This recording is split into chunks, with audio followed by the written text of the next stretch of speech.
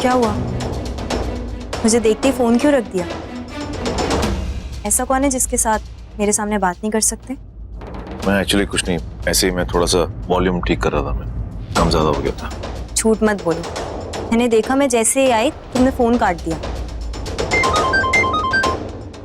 ये तो लॉयर का फोन है। देविका के सामने इनसे भी बात नहीं कर पाऊंगा।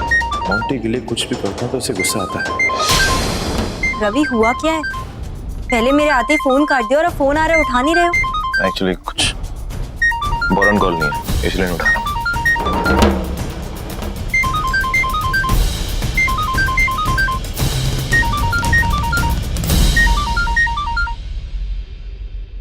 हेलो,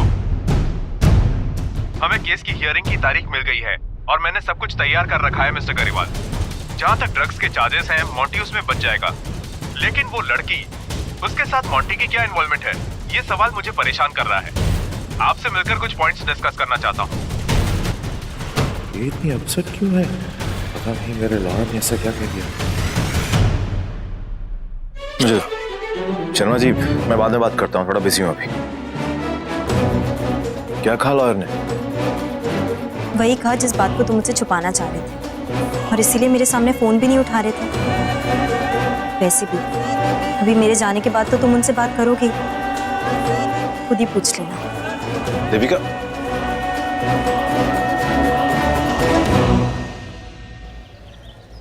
क्या कर रहे हो भाई? सब लेना है क्या? नहीं, मेरा मतलब ले रहा हूं।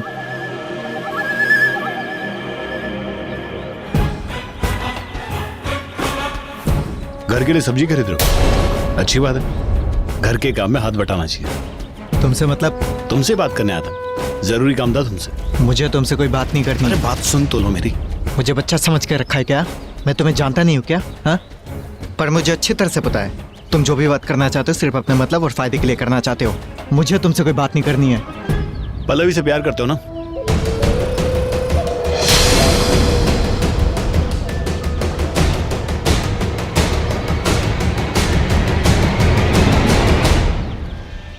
ये बात तुम्हें किसने बताई है? किसने बताया, मुझे कैसे पता चला? क्या फर्क पड़ता है? सिर्फ सच्चाई मायने रखती है। क्या कर रहे हो तुम? तुम्हारा दिमाग खराब हो गया क्या? अरे तुम अपनी लाइफ की सबसे बड़ी गलती करने जा रहे हो। कितनी अजीब बात है ना, प्यार तुम किसी और से करते हो और शादी किसी और से करने जा रहे हो। हाँ तो ये मेरी लाइफ है, ये शादी का फैसला भी मेरा खुद का है, और तुम कौन होते हो इसके बीच में दखल देने वाले? मैं दखल नहीं दे रहा हूं और ना ही मैं तुम्हें लेक्चर दे रहा हूं। मैं तो बस तुम्हें समझा रहा हूं कि तुम्हें बेवकूफ बनाया जा रहा है, तुम्हें बलि का बकरा बनाया जा रहा है। इस शादी के लिए हाँ कह के ना तुम अपनी जिंदगी की सबसे बड़ी गलती करने जा रहे हो।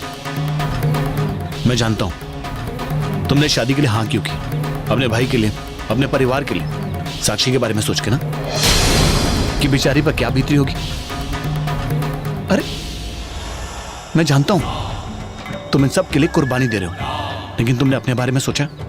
अरे ऐसा करके तुम अपनी जिंदगी बर्बाद कर रहे हो और कुछ नहीं। मैं इन सब के बारे में कोई बात नहीं करना चाहता। देख, मैं तो बस तुझे सावधान करना चाहता हूँ। माना कि तुम्हारी मजबूरी है, लेकिन तुमने कभी सोचा जिससे तुम प्यार करते हो अगर वो भी तुमसे प्यार करे तो? और ये सब मैं ऐसे ही नहीं कह रहा हूं, मैंने देखा है, अपने आंखों से देखा। पल्लवी की आंखों में तुम्हारे लिए प्यार था। अरे उसका तुम्हारी तरफ देखने का नजरिया कुछ और था। जरा सोचो इस वक्त बेचारी पर क्या बीत रही होगी। अपने कमरे में बैठ कर रो रही होगी बेचारी कि उसका प्यार उसके हाथ से निकल गया। अगर तुमने अपनी दिल की बात उसे कही होती ना, अरे उससे जाके आई लव यू कहा होता ना, तो तुम्हें पता चलता कि वो भी तुमसे प्यार करती है। पूछो जाके उससे कि वो तुमसे प्यार करती है कि नहीं। पूछो मोंटी, पूछो। असर तो हो रहा है। देख भाई मोंटी, मुझे जो कहना था मैंने कह दिया, अब तेरी मर्जी। तू अपने प्यार को पाना चाहता है या अपने परिवार के लिए अपने प्यार की कुर्बानी देना चाहता है? अगर पल्लवी सचमुच में मुझे इतना प्यार करती है तो मैं इससे टूटने नहीं दूंगा। मैं अपने प्यार को एक मौका देना चाहता हूँ। मैं आज ही भाई से बात करूंगा, क्योंकि मैं उसके बिना जी नहीं सकता। मुझे खुशी होगी अगर तू अपने दिल की बात सुनेगा।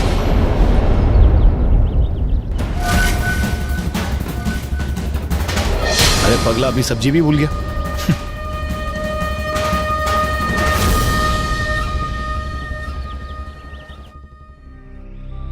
आंटी जी, मोंटी कहाँ है? मैं केस के सिलसिले में उससे कुछ जरूरी बात करना चाहती थी, इसीलिए आई हूँ। मुझे बड़ी मेहरबानी जी आपकी। वो ना मोंटी को जरा सा काम से बाहर भेजा है, अभी आता ही होगा। ओह, तो मैं थोड़ी देर यहीं वेट कर लेती हूँ। हाँ जी हाँ जी, आप ही का घर है, बैठो आराम से। आपकी बड़ी मेहरबानी है जी, आप कितना कुछ कर रहे हो इस घर के वास्ते। ये रवि कहीं दिखाई नहीं दे रहा, मैं तो यहाँ सिर्फ उसी के लिए आई हूँ। निवेदिता जी, मुझे क्या बताऊं, ये मोंटी को लेकर ना जी मेरा दिल बड़ा घबरा रहा है। वो दिमाग में ये डर लगा रहता है जी, अगर अदालत में उसका जुर्म साबित हो गया तो जी मोंटी का तो करियर शुरू होने से पहले ही बर्बाद हो जाना है। आपको पता है उसके वो कॉलेज के जो हेडमास्टर साहब है ना, उन्होंने उसे कॉलेज जाने से मना कर दिया। अगर उसे डिग्री ना मिली तो उसे नौकरी कौन देगा? मुझे कोई एक मुसीबत हो तो बताओ, चारों तरफ से मुसीबतों का पहाड़ ही टूट पड़ा जी हम पे तो। ऐसा कुछ नहीं होगा आंटी जी, अगर जरूरत पड़ी तो मोंटी को अपनी कंपनी में मैं जॉब दे दूंगी, आप परेशान मत होइए।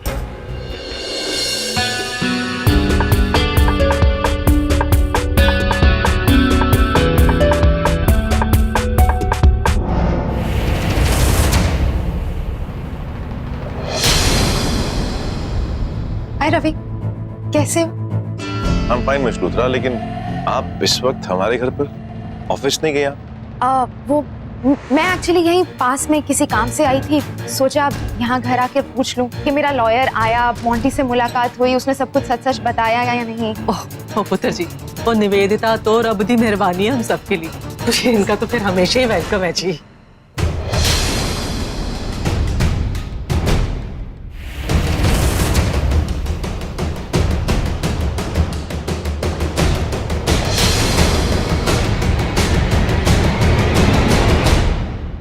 लगता है ये दोनों एक दूसरे के साथ कंफर्टेबल नहीं है।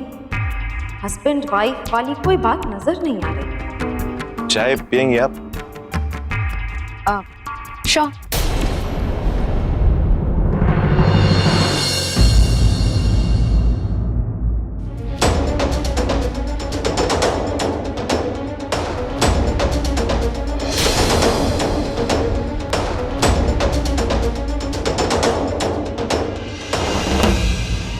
अब तो मेरा शक यकीन में बदल रहा है। इन दोनों में कोई ना कोई टेंशन तो डेफिनेटली है।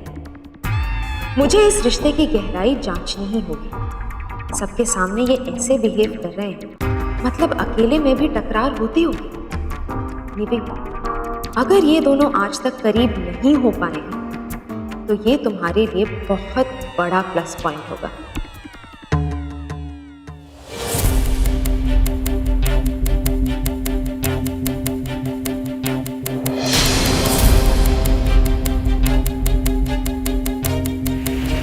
चाय पीजिए ना। अब सॉरी, वो मैं जरा केस के बारे में सोचने लग गई थी, बहुत सारी कॉम्प्लिकेशंस है ना, ध्यान नहीं गया। Thank you.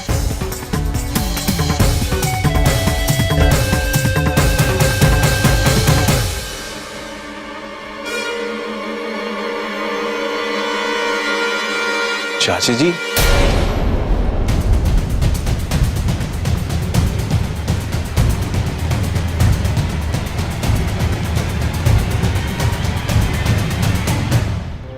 अरे माता जी आइए ना।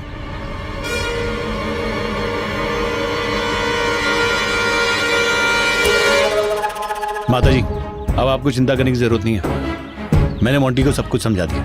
देखना, घर जाके रवि को शादी के लिए साफ मना कर देगा वो। मुझे यकीन है जी, जो आप कर रहे हैं ना बड़े अच्छे से कर रहे होंगे। पर मैं सोच रही हूँ कि मंजू और रवि जितने शातिर हैं, कहीं उन्होंने अपने रिश्ते का हवाला देकर उसे मजबूर कर दिया तो, और उसने शादी से मना कर दिया तो। वो आप तो जानते हो कि मंजू लोमड़ी से भी चालाक है, और रवि वो तो अपने फायदे के लिए किसी भी हद तक जा सकता है। लेकिन इस बार वो ऐसा कुछ नहीं कर पाएंगे, मुझे यकीन है। आप इतने दावे के साथ कैसे कह सकते हो जी? मोंटी का एक बहुत बड़ा राज मेरे हाथ लगा है। अब मैं जैसे कहूंगा वो करेगा। कठपुतली की तरह मेरे उंगलियों पे नाचेगा वो। ऐसा कौन सा राज है जी उसका जो आपके हाथ लग गया? अब मत पूछिए माता जी, वक्त आने पे आपको बता दूंगा मैं। आइए, आपको आगे तक छोड़ देता हूँ मैं। जी। चाची, आप यहाँ पर? डॉक्टर ने आपसे साफ साफ कहा है कि आपको घर से बाहर नहीं निकलना चाहिए, आपकी तबीयत ठीक नहीं है। कोई काम था तो मुझे बोल दिया होता, मैं आ जाती घर पर। चाचू क्या हुआ? आई ना आप। आओ जी, आओ जी, बैठो जी, बैठो, आओ ऐसे आ जाओ जी। पुत्र जी, पुत्र बैठ जाओ, बैठो चाची। बैठ जाओ, फिर बैठ जाओ। हम लोग यहाँ बहुत ही जरूरी बात करने आए हैं। ऐसी क्या बात होगी वहां जो उन्हें यहाँ पर आना पड़ा? हाय रब्बा, अब इनको कौन सा काम पड़ गया हमसे? हे अम्बे माँ, ऐसा क्या हो गया कि चाचू चाची को यहाँ तक आना पड़ा? ओह आई सी, तो ये उस लड़की साक्षी के पेरेंट्स हैं। बट ये यहाँ क्यों आए हैं? दरअसल बात इतनी जरूरी थी कि हम बिना बताए यहाँ चले आए। वो साक्षी और मोंटी का रिश्ता हमें मंजूर है।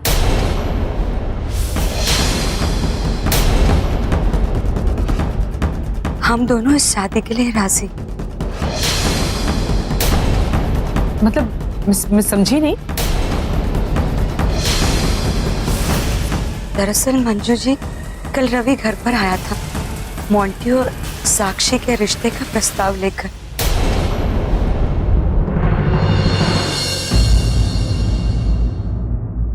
हम सब लोगों ने बहुत सोचा, फिर हमें लगा कि जो रवि कह रहा है वो सही है। आखिर मुसीबत तो हम दोनों के परिवार पर ही आई है ना। उस मुसीबत को हटाने का इससे अच्छा रास्ता हो ही नहीं सकता। चाची आप सच बोल रही हैं? एक्चुअली मुझे यकीन नहीं हो रहा। मैं रात भर इस बात को लेकर इतना परेशान था, मैं सो नहीं पाया और मैं आपको फोन करने वाला था क्योंकि मुझे लगा कि आप मेरी बात को समझेंगी, लेकिन फिर कॉल करते करते रुक गया। सच कहूं तो मैं डर गया था ये सोचकर कि आप मेरी बात का क्या मतलब निकालेंगी। मुझे देखते ही फोन क्यों रख दिया? ऐसा कौन है जिसके साथ मेरे सामने बात नहीं कर सकते? मैं एक्चुअली कुछ नहीं, ऐसे ही मैं थोड़ा सा वॉल्यूम ठीक कर रहा हूँ। देखो रवि, कल जो भी कुछ हुआ उसके लिए मैं बहुत शर्मिंदा हूँ।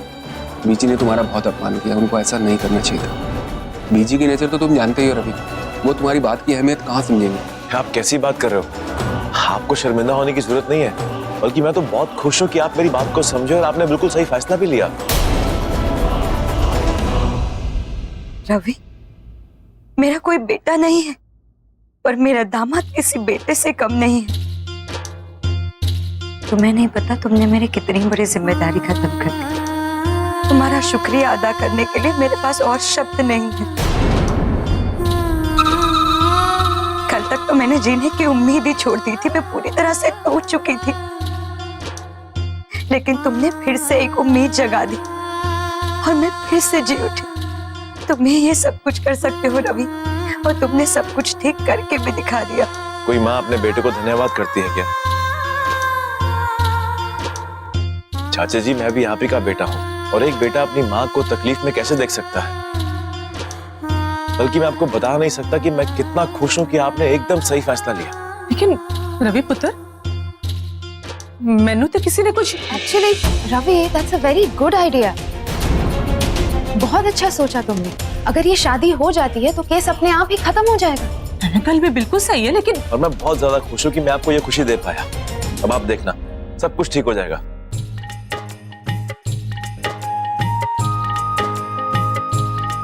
क्या हुआ चाची? लेकिन रवि, लेकिन क्या? क्या मोंटे शादी से खुश है? देखो रवि, शादी ब्याह मतलब जिंदगी भर का रिश्ता होता है, और मैं ये कभी नहीं चाहूंगी कि जबरदस्ती मोंटे के ऊपर हम ये रिश्ता थोप दें। इसलिए इस बात को आगे बढ़ाने से पहले मैं एक बार मोंटे से बात करना चाहती हूँ।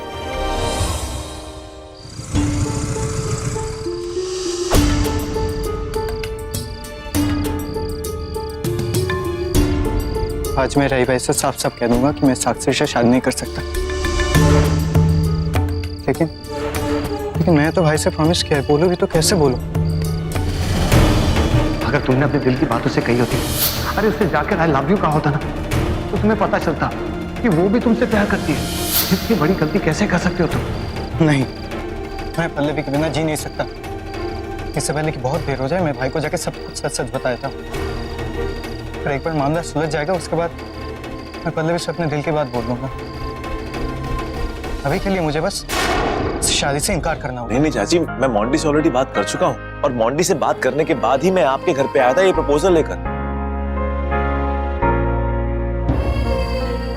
हाय रब्बा, घर में इतना सब कुछ होता रहा और मैंने पता ही नहीं चला। और मोंटी भी मान गया। फिर भी रवि, मैं अपने सामने मोंटी के साथ एक बार बात करना चाहूंगी। हाँ चाची, आप प्लीज मोंटी से जरूर पूछिए। मोंटी बस जरा बाहर गया और आता ही हो। लो, मोंटी आ गया।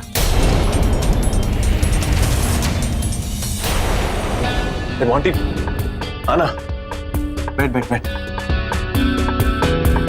लो, मोंटी आ गया। अब आप पूछिए इससे। बता मोंटी, ये तो इस रिश्ते के लिए ऑलरेडी हाँ कर चुका है।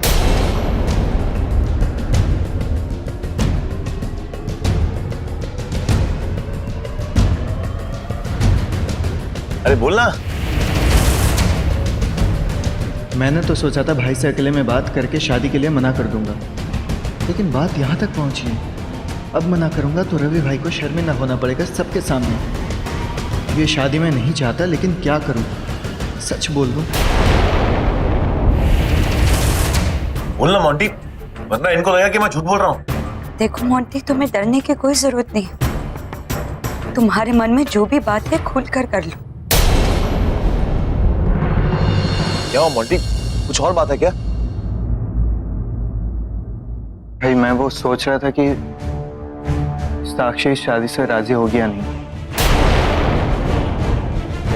मैंने तो आपसे हाँ बोल ही दी थी।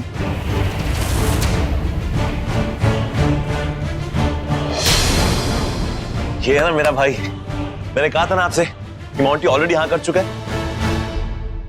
मोंटी, तुझे साक्षी की फिक्र करने की कोई जरूरत नहीं है। वो वही करेगी जो मैं उसे करने के लिए कहूंगी। पर तुम इस रिश्ते से खुश हो ना? खड़ा और गले रख, ऐसे क्या दिख रहा है?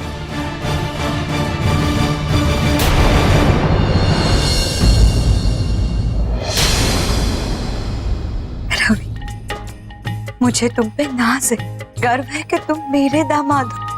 दुनिया में हर माँ को बस तुम्हारी तरह ही बेटा मिले।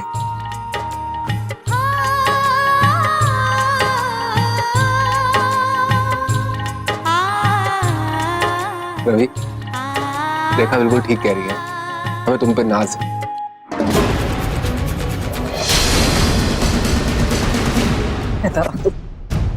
क्या ऐसा कि क्या नौटंकी चल रही सी बाहर? वो इतना बड़ा बम फोड़ देता तू। मोंटी मेरे भांजे के बराबर है, लेकिन अपने पुत्र से ज्यादा बढ़ के पाला है मैंने उसे। उसकी शादी तय कर दी, मुझसे पूछा तक नहीं। तूने मोंटी से बात कर ली। तू मोंटी का रिश्ता लेके वो देवलों के घर चला गया। वो सवित्री से जलील होके उसे जूते खा के आ गया, फिर भी मैंने नहीं बताया। मेरी को इज्जत है कि नहीं इस घर में? माँ, आप बिल्कुल सच कह रही हैं और आपका नाराज होने का हक बनता है माँ, लेकिन प्लीज माँ, इस बार के लिए मुझे माफ कर दो, क्योंकि मामला बहुत ज्यादा बिगड़ चुका था और सोचने का वक्त नहीं था। अगर मैं फौरन कुछ नहीं करता तो ये मामला कभी नहीं सुलझता माँ। वो ठीक है, पर मैं अंबाले में रहती हूँ ना, वो लंदन शंडन तो नहीं रहती ना, बल्कि इसी घर में रहती हूँ, बगल वाले कमरे में। आके बता नहीं सकता था? मीलों दूर जाना था तुझे बताने के लिए? माँ, आप यहीं पर रहती हैं और आपको बताने में वक्त नहीं लगता, लेकिन आपको समझाने में वक्त लगता और फिर सबको समझाना पड़ता और बहस होती, और इन सब बातों के लिए वक्त नहीं था माँ। और देविका मेरे ही कमरे में रहती है ना, उसे भी नहीं बताया मैंने। ठीक, मेरी अकल तो घुटने में, मुझे तो समझाने में बड़ा ही टाइम लगना था जी तुझे। प्लीज माँ, मैं सच कह रहा हूँ, मामला बहुत ज्यादा बिगड़ चुका था। एक तो इतना बड़ा कोर्ट का केस, ऊपर से लड़की की बदनामी का मामला, और देविका का परिवार पूरा टूट चुका था। चाची की तबीयत बहुत ज्यादा खराब थी, दिल का दौरा पड़ सकता था, और साक्षी तो खुदकुशी करने के बारे में सोच रही थी। माँ, देविका इन सब बातों को लेकर बहुत परेशान थी और मैं उसके परिवार को टूटा हुआ नहीं देख पाया। अब देविका का परिवार भी तो मेरा अपना ही परिवार है ना माँ, इसीलिए मुझे ये कदम उठाना पड़ा माँ, प्लीज माँ। चल ठीक है, पर वो सवित्री, उसके साथ तू रिश्ता जोड़ने की बात कर रहा है, सुनकर ना मेरा दिमाग झंझना जाता है। और मैं उसकी शक्ल देखने को राजी नहीं हूँ। तू रिश्ते लेके चला गया उनके घर में। प्लीज माँ, इन सब बातों को भूल जाओ। आप दोनों की अनबन से ज्यादा मायने रखती है साक्षी और मोंटी की जिंदगी। प्लीज मान जाओ माँ, प्लीज।